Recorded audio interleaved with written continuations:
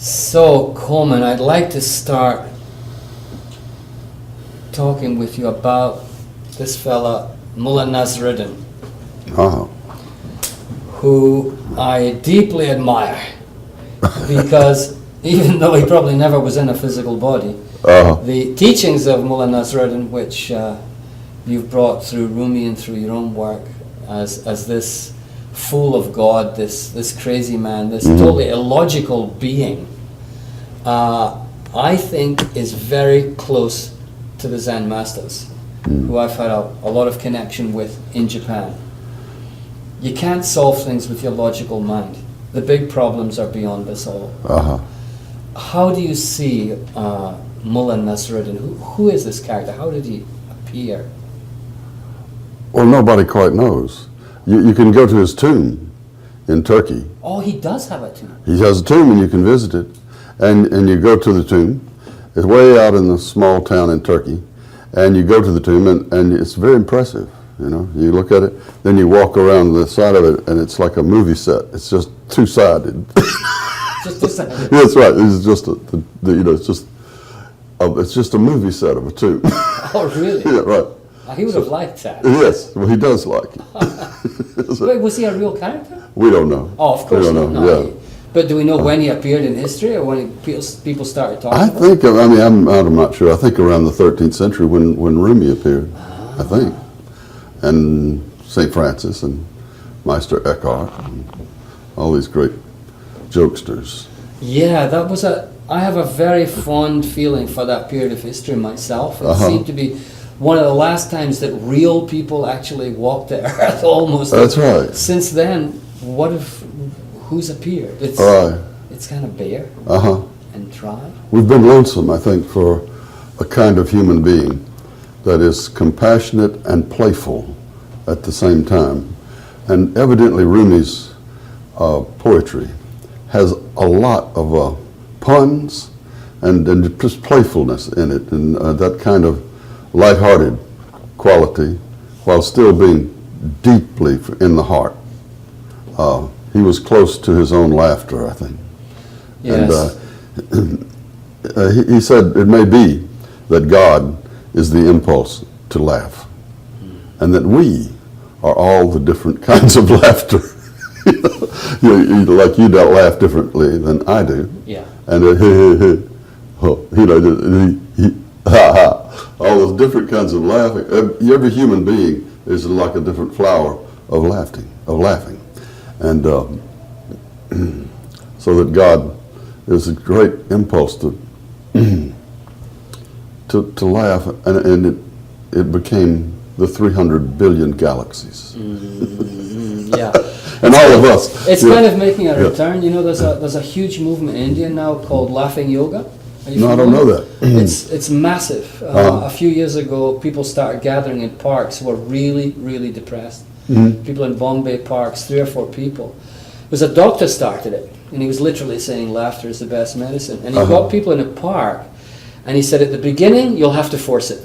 About halfway through, it'll get real. So I want you all to take a deep breath, put your arms out and go, ha, ha, ha. And they do this 3 or 4 times, and nobody really thinks it's funny. Right. But then they start making faces at each other. Some of them burst into real laughter. It communicates. Right. And what has happened is that just about every city in India now in the morning has a laughing yoga session. And the old people especially swear that it's keeping them alive. Oh my gosh.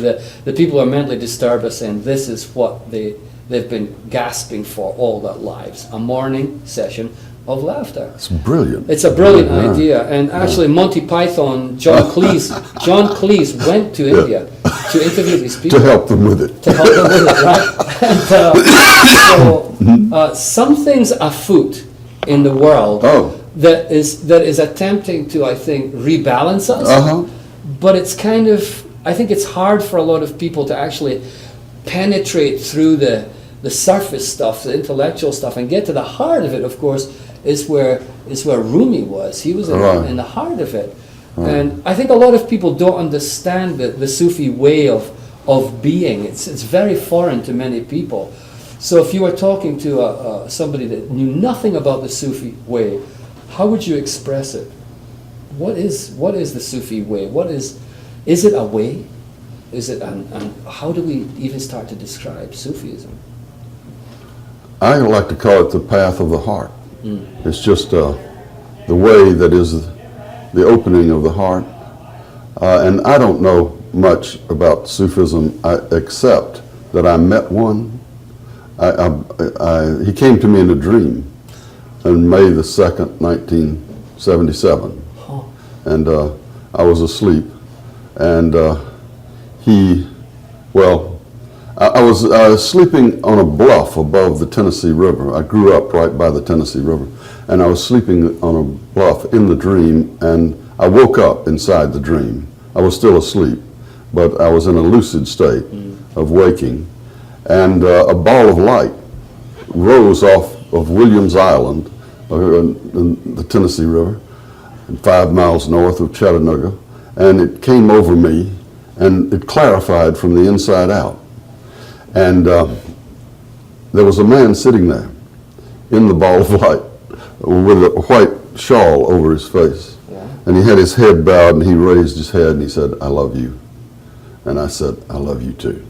Wow. And the whole landscape felt drenched with dew, as it would have been naturally. But the dew was love. And that sense of that, you know how in a dream you can sense something, that the wetness all around you is love. And that was the end of that dream. A year and a half later, I met the man that was in that dream. Really? Yes. Well, that is extraordinary. His name was Bawa Muhyiddin. And he told me to do this Rumi work. He said it has to be done. I had begun to work on the poems.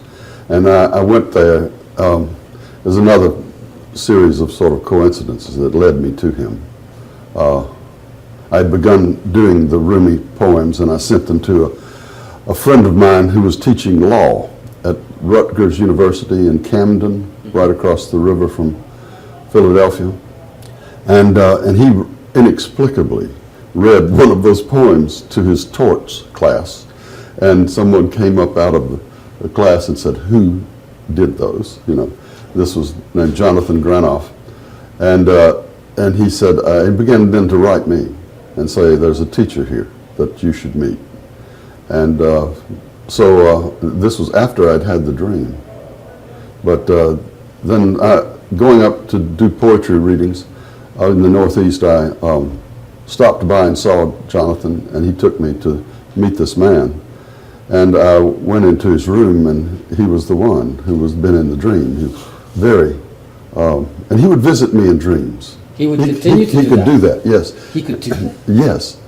There are people on different levels of awareness. Yeah. I used to think we were all about the same, but this is not true. Yeah. No, there are people who can do things that we don't know. And he comes to me, and used to come to me in dreams. Well, he came after his death, too. But, he did? Yeah. And but he would teach me things in dreams. Like one time he was teaching me how to take tiny little sips from a cup, like a little bee or something, just tiny. And I went to ask him about it, and I started retelling the dream, and he says, "You don't need to retell me the dream. I was there." And I said, "Well, what does that mean?" He says, "You want to be wise too quickly. Take little sips. Take little sips and assimilate that, and then move on. But don't try to gulp down." That's kind of like our one step at a time. Oh, exactly like that. Yeah, very good. Yeah. We can't do more than one step at a time. Yeah. One sip at a time of this huge ocean of love. I mean, it would blow us away if we tried to do much more. They would get confused. And, right.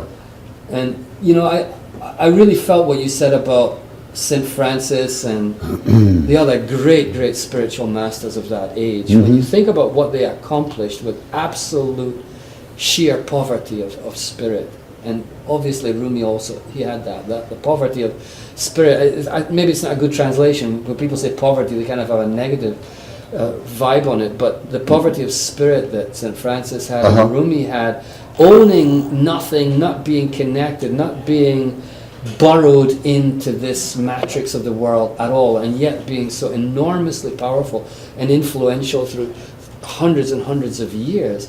How can we understand that? Is there any way to understand? Where does this power come from?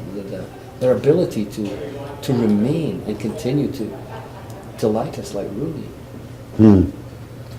I think what we learn from teachers like that is to dissolve the ego, to become empty. He says human language is like the reed flute, which has to be plucked out of the reed bed. And you cut 9 holes in it, and the 9 holes in the human body. And when it's empty, music can come through it. So that when you create an emptiness in yourself, that's spiritual poverty, when you become an empty place, then some great, it's like the spirit world abhors a vacuum. Mm-hmm. And when you give it a vacuum to work with, then it comes through. And whatever work, larger work, is meant to be done, comes through you. You know, and you. So it's the idea of service. That's right. The idea of so service. The music that's being played, the flute doesn't play music. The flute player plays the music. That's what Kabir says. The flute player. Yeah. So that you just become empty, and then the music can come through you. That's his theory of human language. Because there's all kinds of work that can come through you, not just language work.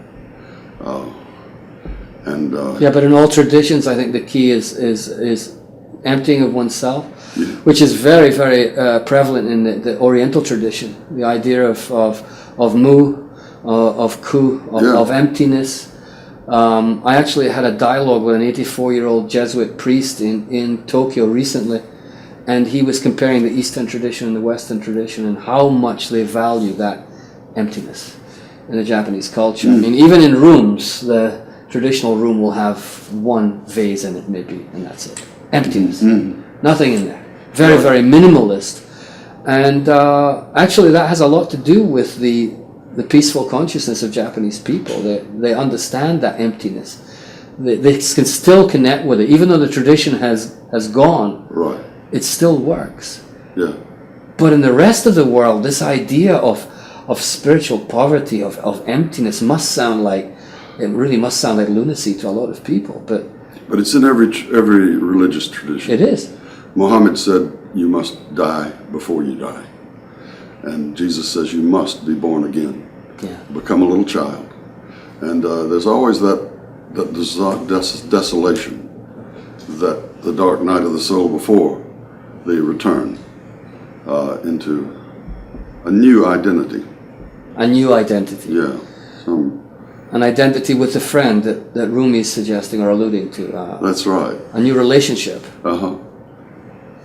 There's a beautiful thing about the Persian language.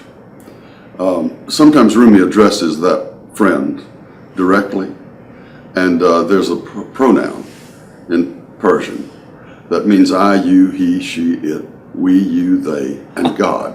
Oh, really? One pronoun? One pronoun. Ooh. Ooh. And we don't have that pronoun in English. So when I try to translate those passages where he is talking directly to the friend or the beloved, and I have to use the heartbreaking, poignant second person, singular and plural, you, which is pretty good. And sometimes Rumi will feel that presence, inner, outer presence in weather. When it's cold and raining, he says, you are more beautiful. And the snow brings me even closer to your lips. The inner secret, that which was never born, you are that freshness. And I am with you now. I can't explain the goings or the comings. You enter suddenly, and I am nowhere again. Inside the majesty. And that spiritual poverty, that is also a majesty. That emptiness that we feel in the Blue Mosque in Istanbul, is like the emptiness. Emptiness in the great cathedrals. Huge emptiness. That's inside us. And the Sufis, what the Sufis love, they say that the great world is the inner world. The outer world, these 300 billion galaxies, is just a language for us to use to talk about the inner. But the real world, where the real work is done, is inside. And it's inner and outer at the same time. Yeah. But we seem to have grown very, very far away from that world. From my observation of traveling around the world, so very few people seem to have enough motivation to efforts on a daily basis to practice spiritual poverty. We don't see it in our political system, of course, anywhere. We don't even see it in most of our religious systems anymore, which have just become empty rituals a lot of the time. And I suppose what I'm getting at here is that this idea of the pilgrim spirit, the individual who understands that emptiness, that the 300 billion galaxies are actually on the inside, and our essential quality is with the friend forever and ever. Amen. Literally, forever. But it's so difficult for us to remember this. And Gurdjieff talked about a kundar buffer. He said we've all got this weird organ in our brain which kind of stops us from remembering the friend, like a virus. Do you have any comments on that? I mean, how could we have grown so far away from something so magnificent, so fulfilling, and so full of love? How could it have happened? How did it get here? But don't you think we still can recognize it when we see it in another human being? Yeah. When you see the Dalai Lama, Yeah. or when you see Nelson Mandela, Yeah. you see these empty people who are unbelievably wealthy. They're just full of this deep spiritual resource. Are there any more on the list? Well, Those are the only two I would have come up with. And before that, maybe Gandhi. You know, in our generation. And there are these wild, like Gurdjieff, a different kind. Yeah. They're all different kinds of spiritual workers. Spiritual teachers. Spiritual workers, yeah. I like the Monty Python troupe. Yeah. You know, and the Groucho Marx. Yeah. I think they did particularly well at showing the absurdity of human reason's ability to figure anything out. Right. I think that's what we need, a kind of a planetary awakening to the fact that reason is extremely, pathetically limited. And well, I don't think we can solve our problems. Rumi says, he has a joke about it. It's a little Zen joke about reason. He says, I have lived on the lip of insanity, wanting to know reasons, knocking on a door. It opens. I've been knocking from the inside.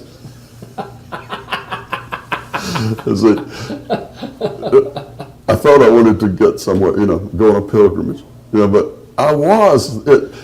There's often in the Sufi stories about somebody going on pilgrimage. Oh, there is? Yeah, and to Hajj. Going on Hajj to Mecca.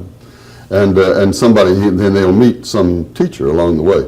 And the teacher will say, like Bayazid Bastami will say, well, why don't you just go 7 times around me? And just leave your money here, you know. You just go 7 times. And because what we're looking for is inside us.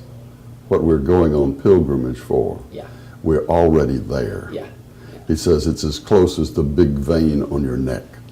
The water that you really want to drink is, listen to the waves of the ocean inside you, you know. And then, and he said the water, that deep oceanic place that you want to get to is inside you. So any pilgrimage you take, you're moving away from the place where you want to go. This is a very important thing. And that's kind of what Satish was alluding to. that you don't have to actually physically go on a pilgrimage. It's a kind of a symbol, and we're taking this idea of the pilgrimage because it's in every tradition. Everybody can relate to the lone pilgrim. I know. He's moving on his own power or her own power, and tends to want to purify their own life, but the very desire to want to purify your life gets in the way. No, I've done it. It's a desire. It's a desire. And you won't do desirelessness. Yeah. You know, Many strange things happened to me on a Japanese pilgrimage that were the very reverse of spiritual. Really the reverse of spiritual. Okay, yeah. Something about walking along a road that thousands and thousands of people have walked along, who are not happy. They're not happy when they go on a pilgrimage because they want to improve themselves spiritually. So they're actually very unhappy people on most pilgrimages. They don't exude the kind of warmth and delight that Rumi does. Most of them are really, they feel that life has done them a bad turn. And so they're going to go out and purify themselves. And it's going to be spiritual. But it wasn't really like that at all. And I encountered many difficulties of my own making. And that's where I think that's where the pilgrimage was important. There were difficulties of my own making. And when we look at our whole, you mentioned the 300 billion galaxies, the whole solar system itself is actually moving through space and time at a very high speed. I think it's 4 million miles an hour. We're all on this little ball moving through time and space. I mean, we're on a pilgrimage, whether we like it or not. The question is, where are we going?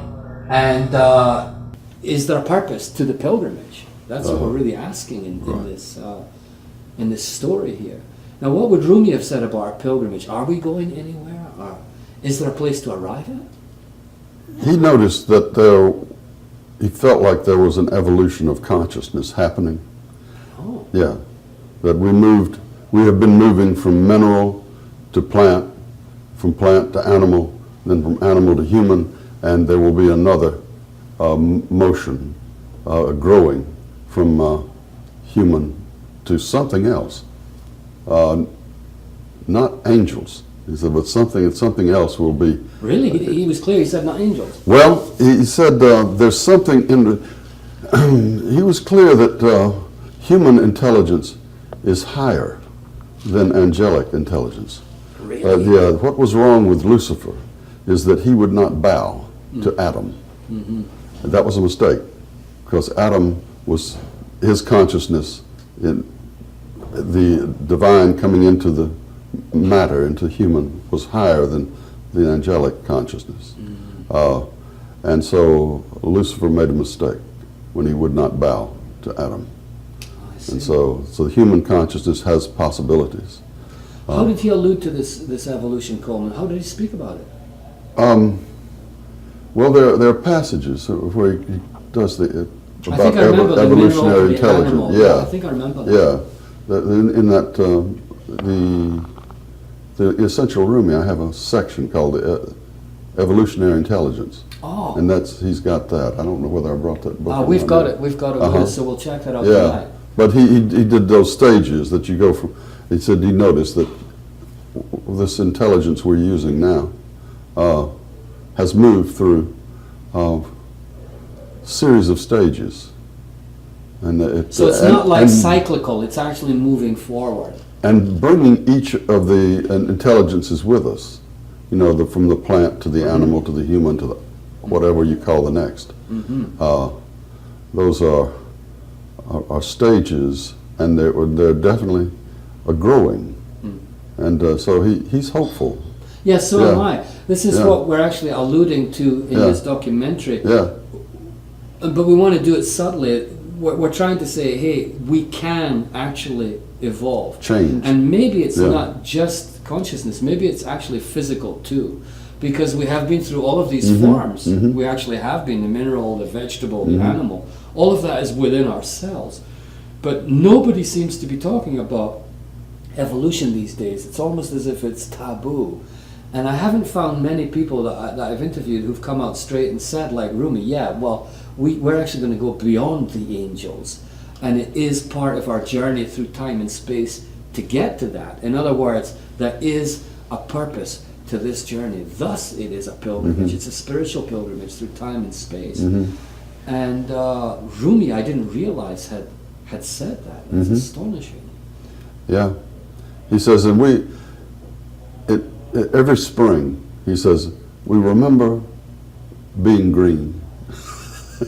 A little bit, you know, it comes back to us when that we were green, and now we're becoming green again. We still have possibilities. Right. We can still make it, yeah. Yeah.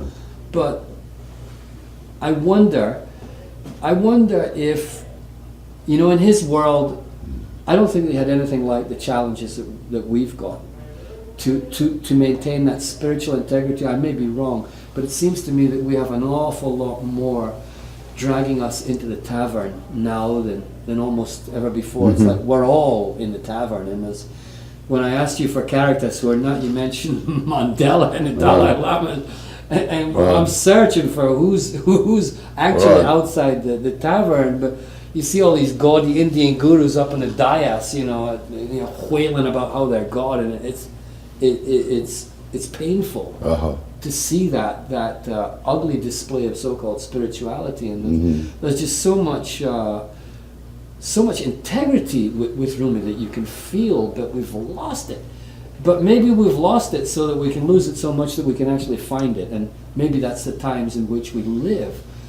What do you feel about our times? You've been through an incredible period of history yourself, and how do you see it? Are you hopeful? Do you think that we're heading into darkness, a dark night of the soul?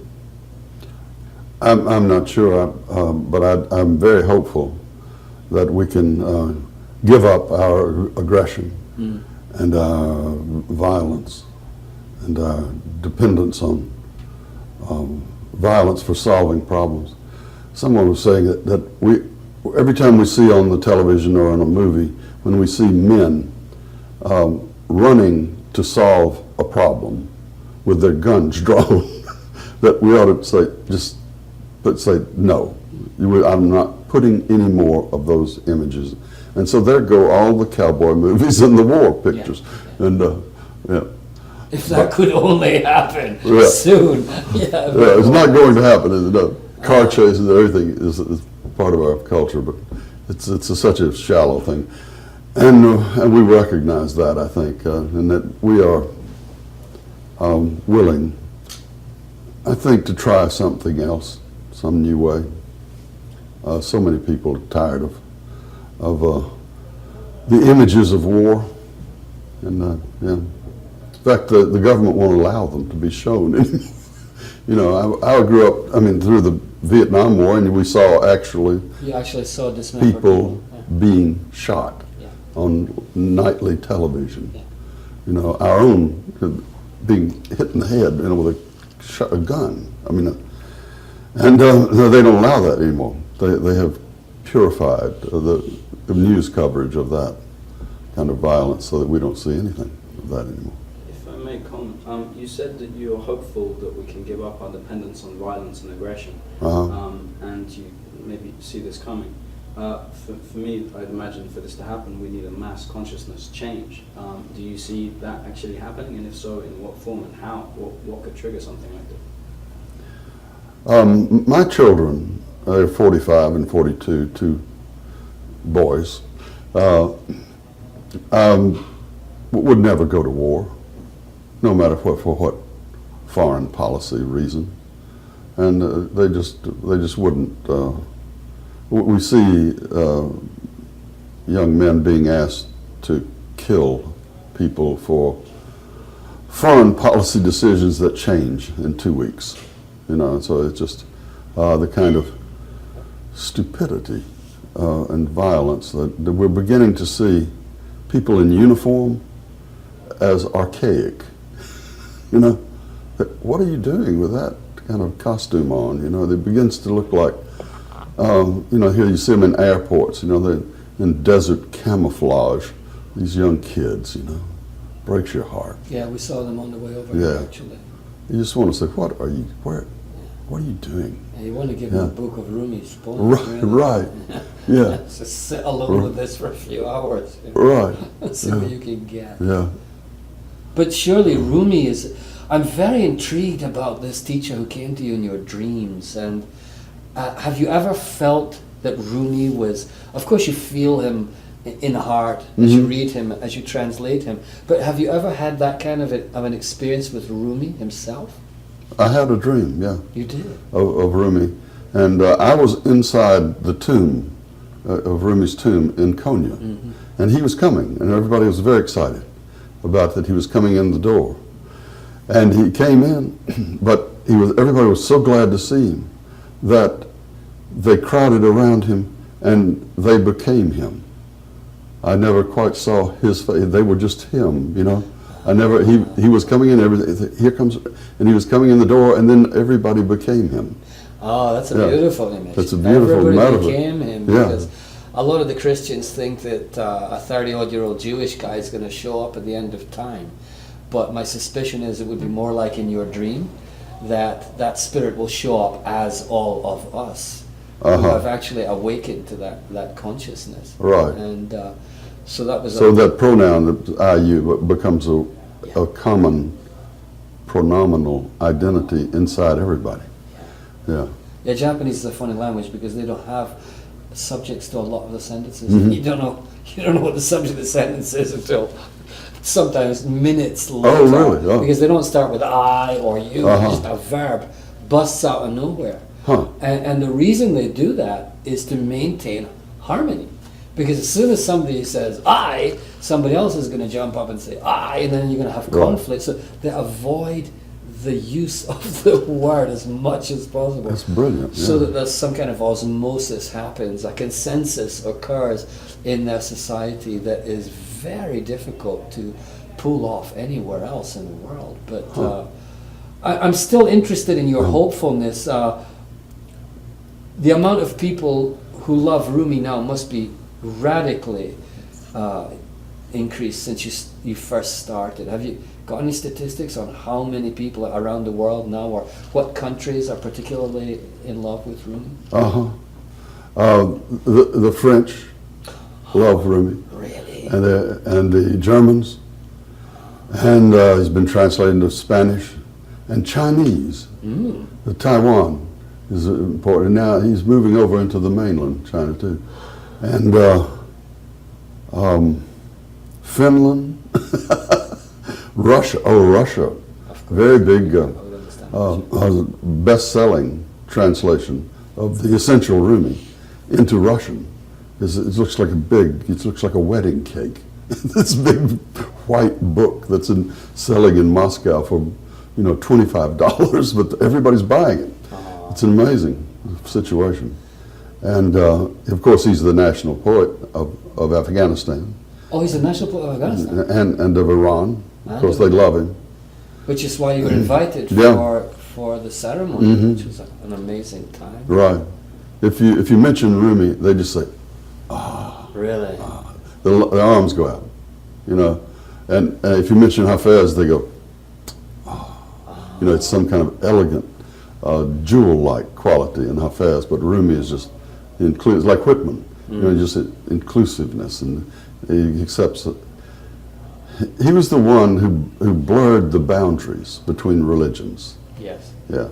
He said, if you think there's an important difference between being a Muslim and a Christian and a Jew and a Buddhist and a Hindu and a shamanist, if you think those are important ways to divide up the world, then you are making a division between what you love with, your heart, and how you act in the world. He said that in the 13th century, and he said it with such gentleness and such authority that they didn't kill him.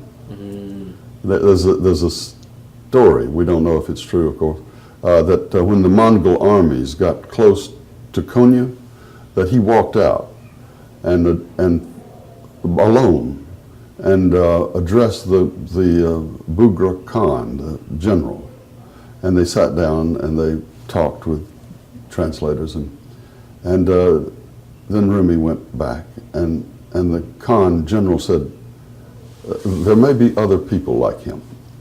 We're not going into that town. Yeah. There may be other Yeah, there people, might be somebody else. I mean, he recognized some kind of depth and probably that spiritual emptiness that everybody recognizes. Tremendous authoritative, I think that was a key word, like that authority that people understood because of the gigantic power of his consciousness itself, which he would claim came from his teacher, not from him. He had this incredible mystical meeting. Shams with Tabriz, yeah. Tabriz, and nobody knew with them who was teacher and who was student. ah, right, it was They- that. They brought friendship into the religious iconography. They gave us friendship as a path. Friendship as a path. Yes. Very important. Yeah, and Shams says, if you were to lift up the Kaaba, that destination of pilgrimage, if you were to lift it up out of the world, take it away, you would realize that what we've been doing, we've been bowing down and praying to that place. We've really been bowing down to each other. We recognize the divinity or the mystery within each other. And so everybody has been bowing to everybody else all this time. So if you just take religion out of the picture, let friendship be what it already is. So that was... That's really a beautiful message for the pilgrim. That's an outrageous thing for Shams to have said, you know, in the 13th century. Just let's take the Kaaba out of the picture. Just let's dissolve the religions, you know, and just let friendship be. Friendship be. Yeah, and that's what when you go to Iran, you know, they're wonderful people. You know, they're just, it's like a European nation, you know, they're unbelievably literate, and they love film, you know, and they're just sort of waiting for this fundamentalist regime to be over. Will it be over? Will it really happen? No, but it doesn't. Yeah. So I suppose within time it will. Yeah. I think. And the people we can still meet, you know, we're still friends, you know, except for some few crazies.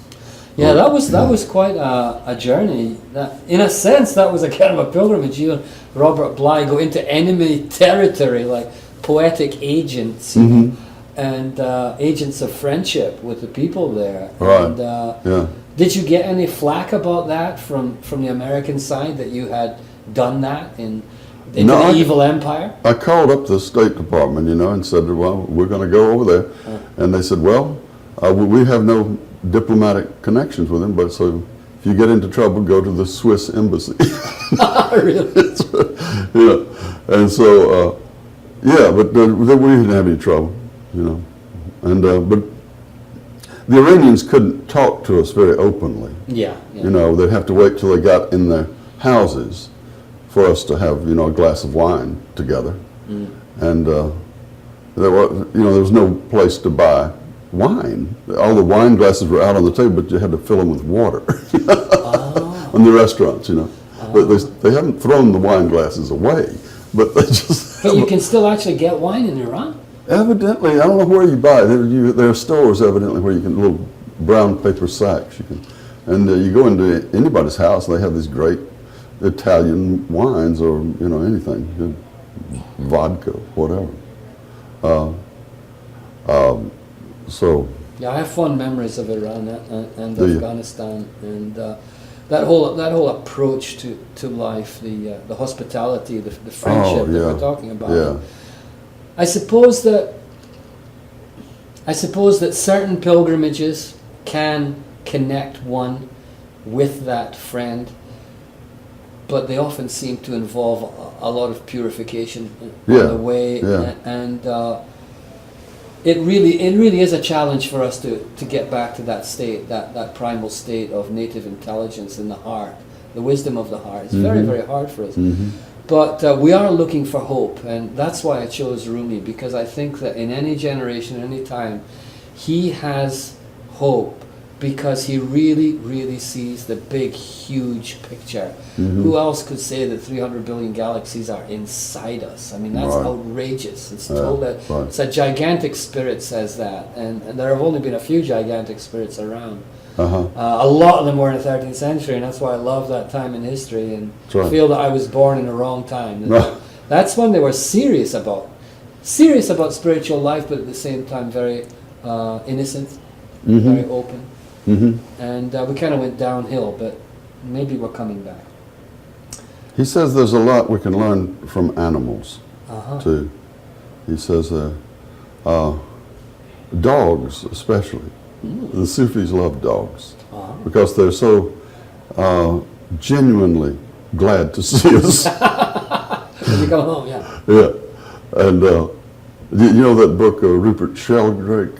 When dogs Sense of Beings. It's so convincing. You know, when you see the dog and you see the camera on the man when he's deciding to come home, and the dog looks up 40 miles away down in Devon or somewhere, you know. And obviously, I mean, anybody that's had a pet knows that there's telepathy that goes on between the animal and the human, and that we can learn from their total unconditional love. Well, cats don't have unconditional. No, cats are very, very conditional with their love. But they purr. Yeah. You know, we can learn from that. Yeah, I love the purring poem today. Yeah. Oh yeah, you got that. Yeah, right. That was a great poem. Yeah.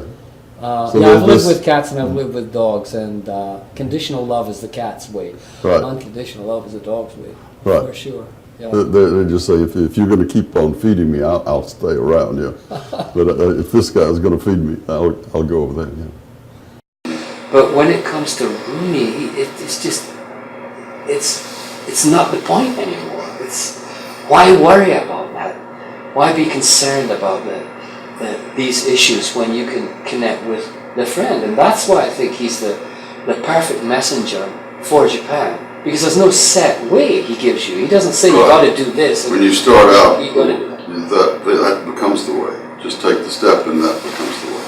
You become the way. You become the way. Yeah. Take the step. He says he loves the wonderful Sufi Al-Hallaj Mansur, who was martyred in Baghdad in 922 for saying, "I am the truth." Yeah. I am the truth. And Rumi says, "You are the truth from foot to brow. You're hidden. Now, what else would you like to know?" Wasn't he the martyr who got his hands cut off and he sprayed the blood on his face so he wouldn't look like he was afraid? I think that was him. It was one of those martyrs that I don't want people to think I've gone white because I'm afraid. It's just because I've lost all the blood. I think that is true. But he says he says, read the book of your own life. That's the sacred text you're here to study. Read the book of your own life. Yeah, unfold your own myth. That's what you're here to do. And so we can save a lot of money on books. On teachers, on seminars. Right, you are living the text of your own connection with the divine. And so try to... My teacher, Bawa Muhyiddin, used to say that there will come a time when you will be watching a movie with God, a movie of your own life. And so try to make some parts that you'll enjoy. Don't just keep doing the same thing over and over. You know, just try to make some places that the divine will laugh or just feel good about, you know. Oh, that's very good advice to us now in our project. Right. Not to take ourselves too seriously. Right. Yeah. So we're all making a movie. The Hasidic masters of Eastern Europe say that God created the world because He loves stories, he or she, and so we're just here to be a good story, you know, an interesting story for someone else to enjoy. He says, out beyond ideas of wrongdoing and right doing, there is a field. I'll meet you there.